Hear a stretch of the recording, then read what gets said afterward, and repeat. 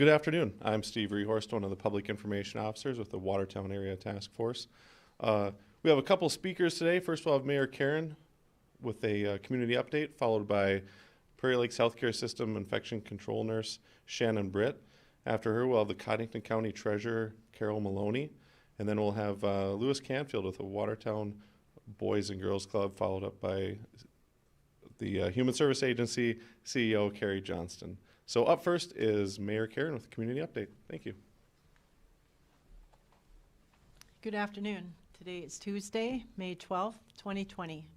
In South Dakota, we now have 3,663 cases and 39 deaths. Cottington County had no new cases, and of our 15 cases, so far all are recovered. So that's really good news for us. Our governor has directed communities to follow her back to normal plan. It's simple. There's no reference to the CDC. It's just common sense and personal responsibility. It's not back to what we used to be, though. We will have a new normal.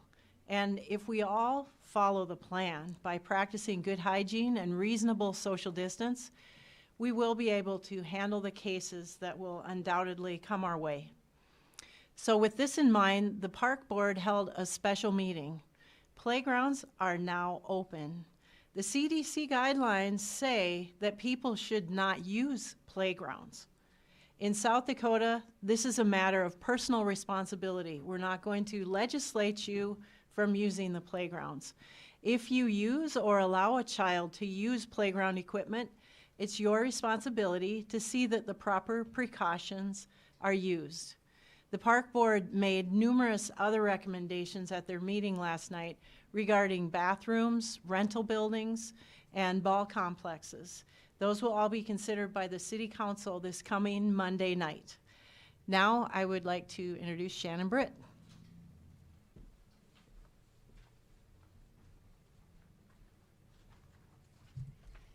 Hello. As you stated, my name is Shannon Britt. I'm the Infection Control Coordinator at Prairie Lakes Healthcare Systems.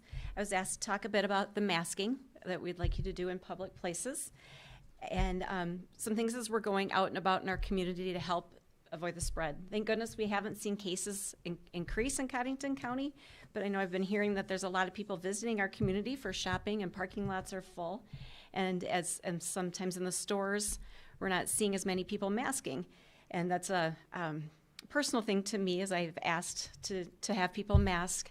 Most of that is to prevent me from giving it to you, because I could have COVID and not know it.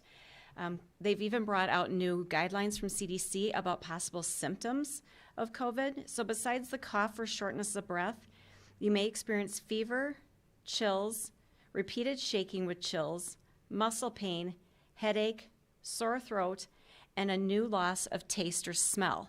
If you're experiencing any of those, again, please contact your physician or the emergency department prior to coming in so they're aware of your arrival so that they can mask you and treat you appropriately. But they've added symptoms to what COVID could be exacerbating for people. As the mayor said, we're trying to go back to normal, but it'll be our different normal. So when it comes to face masks, we ask that you not get a face mask that's healthcare grade, because we still have a PPE concern. These are a lot of the homemade face masks. As you put them on, be careful. The inside is where you've been breathing those viruses if you've had this on before. Simply over your face, make sure you have everything covered. This is not real helpful because you can still send the virus out of your nose. So be sure everything's covered. And then as you're doing your shopping, whatever, as you're out and about in the community, and remove them, please be careful. The inside of the mask, not to touch here, because you've just got your germs all over that. So fold it, the inside on itself, place it wherever you do. I keep a hand sanitizer in my car, probably not surprising to anybody that knows me. Make sure you rub it until it's completely dry so that you get rid of anything on your hands.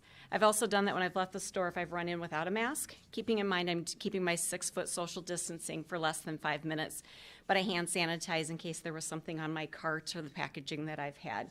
Hand washing is our best friend in the time of COVID. Hand washing has also been our best friend for a lot of things, so just bringing more to light. Also coming from CDC this week and reminding us on wearing gloves. I've seen a lot of people in the community wearing them.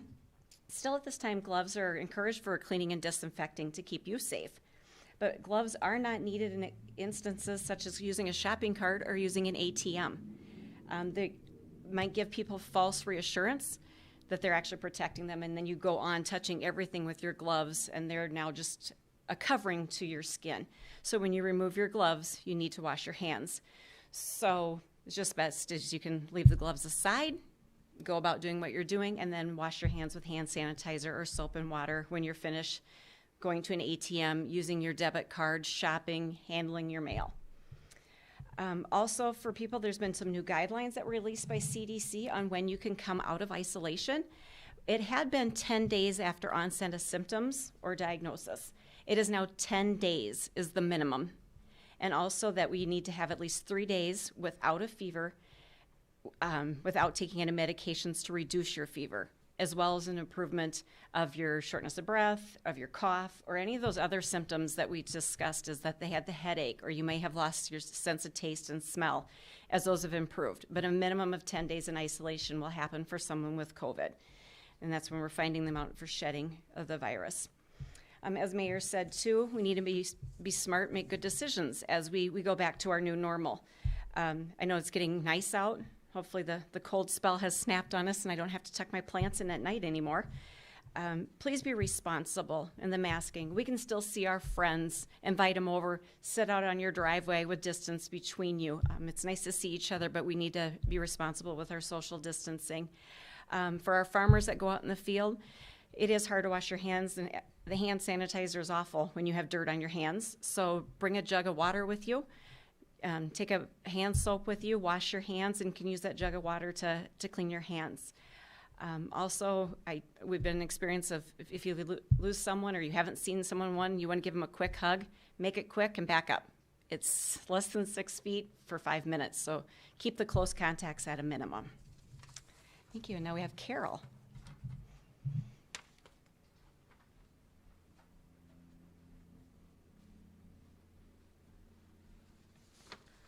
Good afternoon.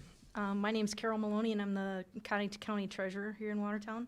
And I'm here today to talk to you a little bit about what it is we're doing over at the courthouse to try and be as close to normal as we possibly can. Our offices are closed, so we cannot allow walk-in traffic, but we're making every effort to get things done either through the mail. We've got a drop box that we've got set up on the south side of the courthouse. We're doing a lot of things through email, faxes, that type of thing. We just last month finished up our first half real estate tax installments that were due on April 30th. That went relatively well.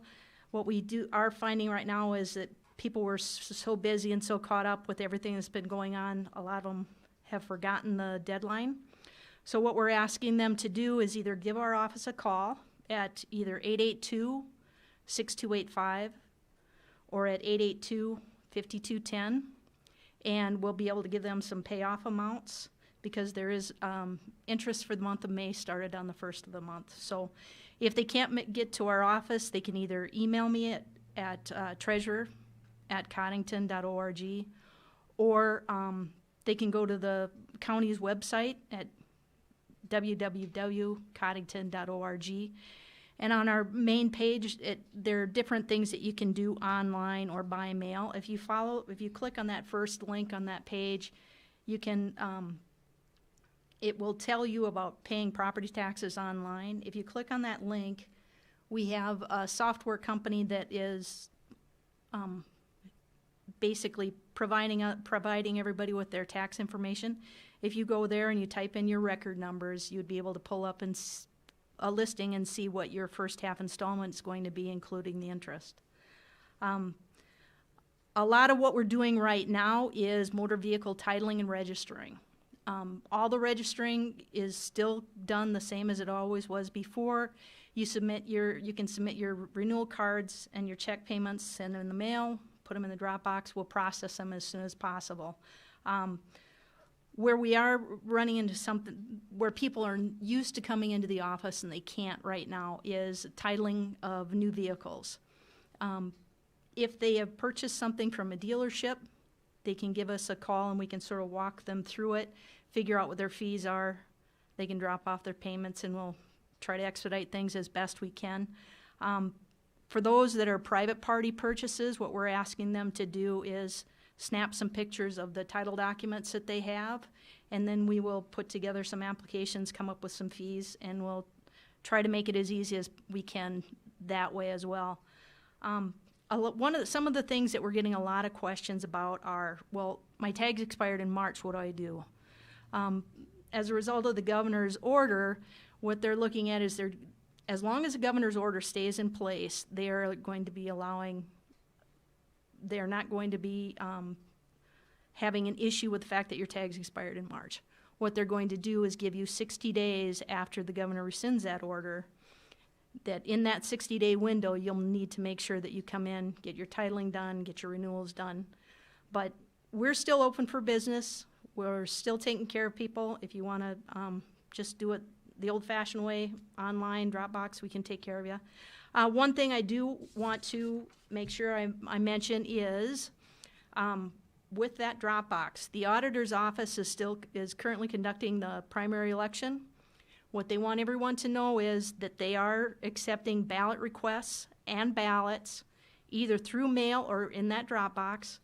I do want to make sure y'all understand the Dropbox is locked. It's not something anybody can get to. They can't go in through the slot. Everything is pretty well secured. So if anybody would like to use that to get their ballots through the auditor's office, they sure can do that. Okay? Thank you.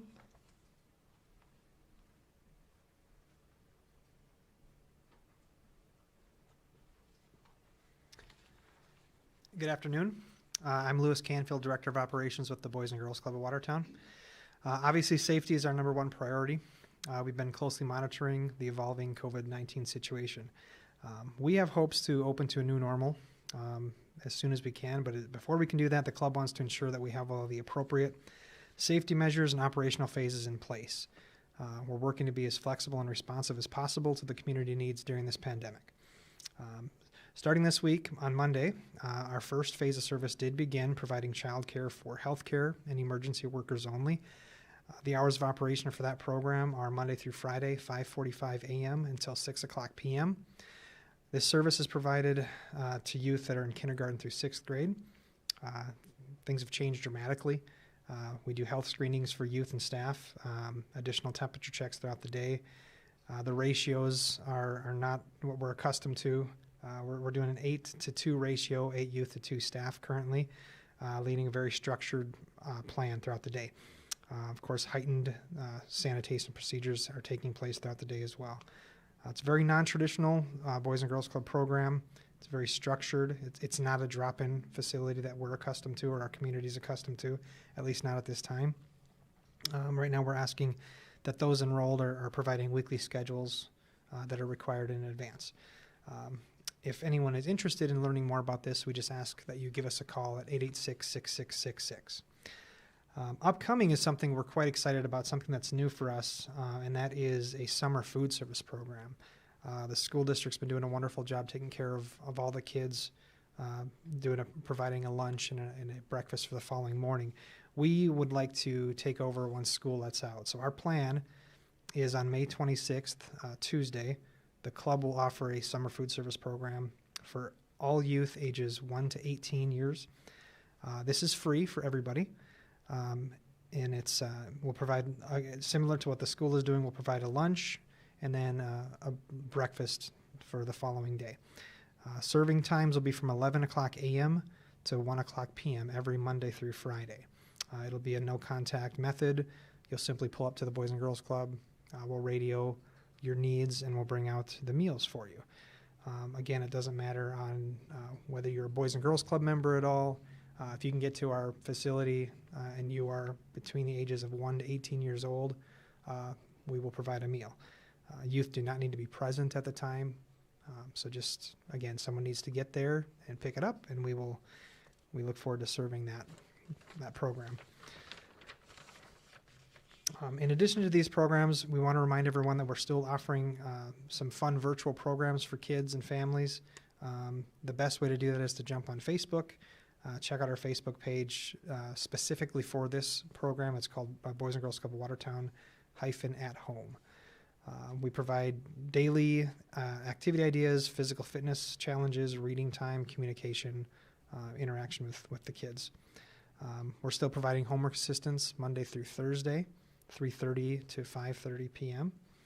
Staff members will be there live via Zoom to answer questions, help kids with homework, just socialize, those kinds of things. Again, find more information for these programs on our website, bgcofwatertown.com. We are hoping to move to phase 2 operations, and we do not have plans as far as a date yet, but that will be coming around the corner very soon. Right now, we're evaluating the conditions to determine the best course of action for phase 2.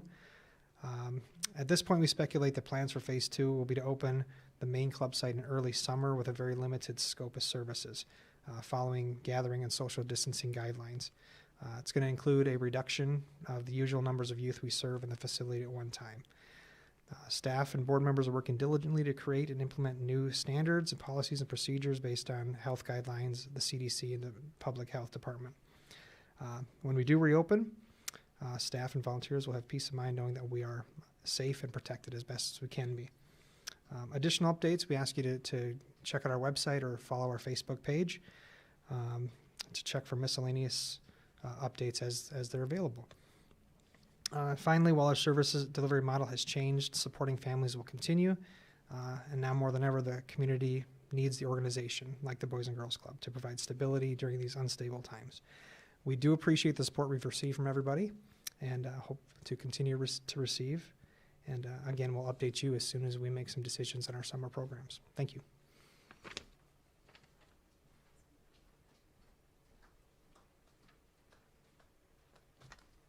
Good afternoon.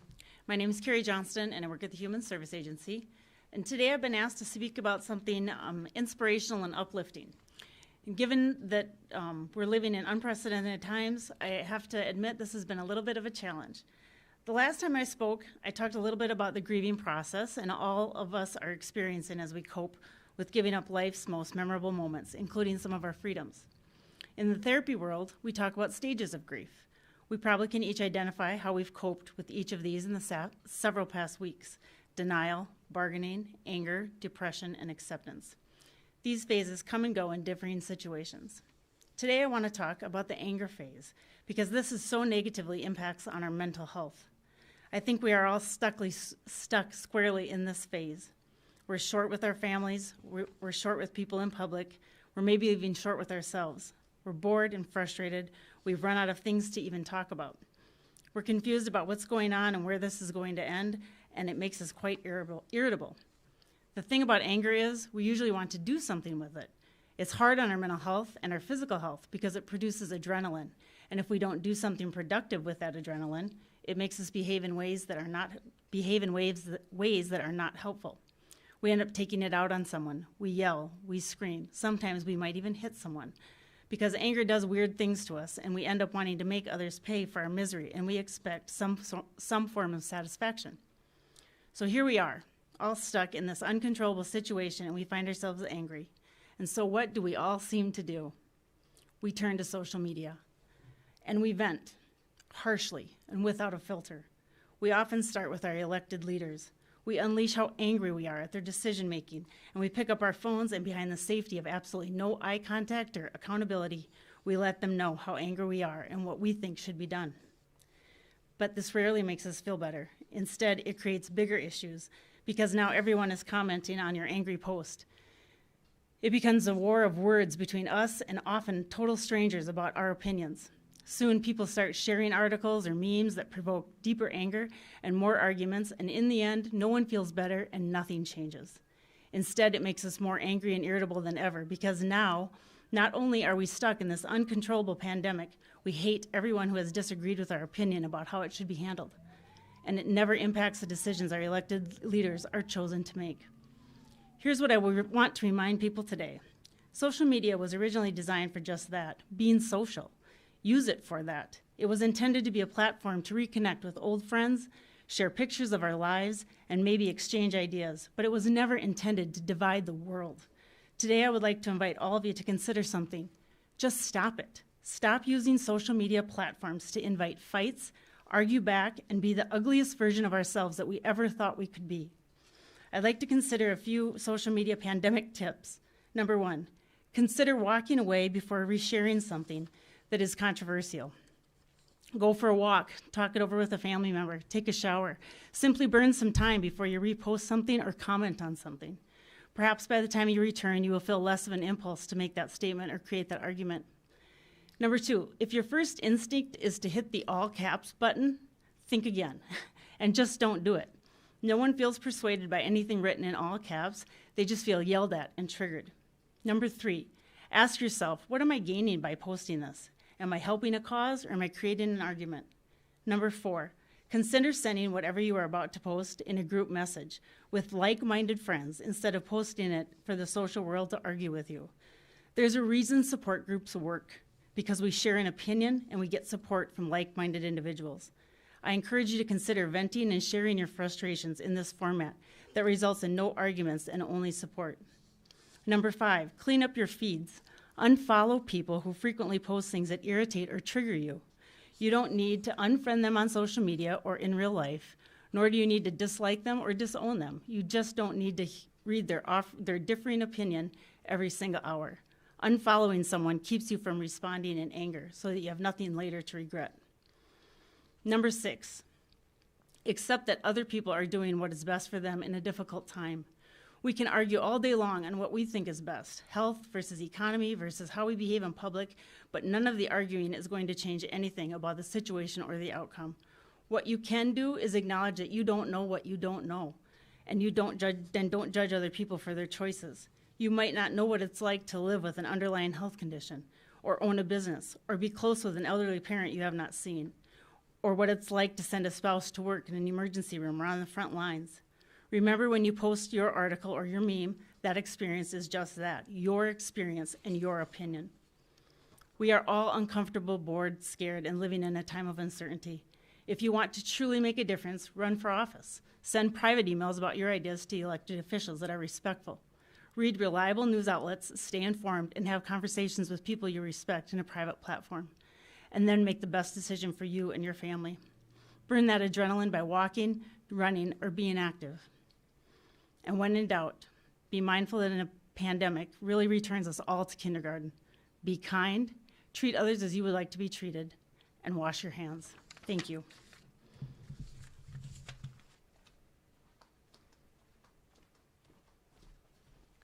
Thank you. And thanks to all our great presenters today for the information they shared. Do we have any questions from the media today?